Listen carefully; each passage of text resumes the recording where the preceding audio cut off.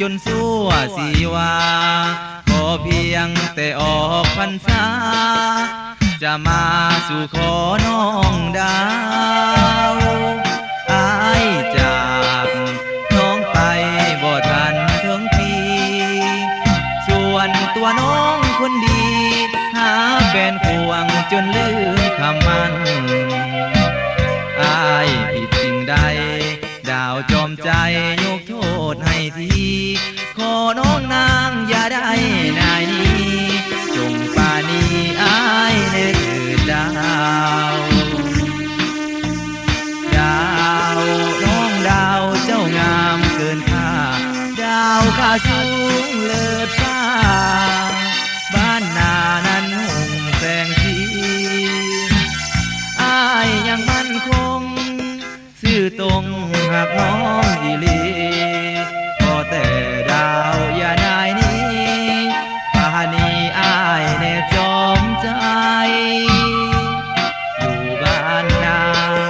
อายยังมีดาวเป็นคู่เมื่อได้น้อยยอสู้สองเฮาจะสุขสมหวังได้เข้าเฮือนหอของหาจนสู้ชีวังสร้างหักอย่างมีมนต์คลัง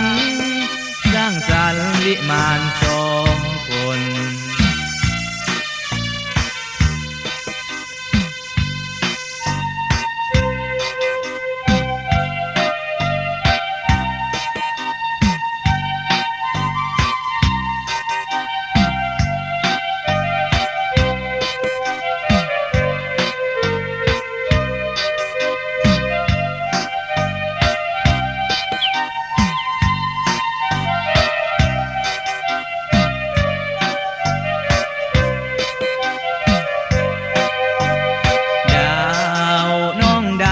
เจ้างามเกินค่า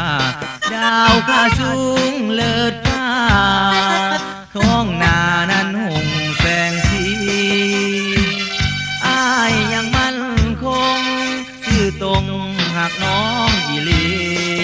ขอแต่ดาวอย่านายนี้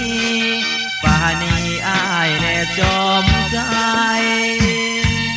อยู่บ้านนา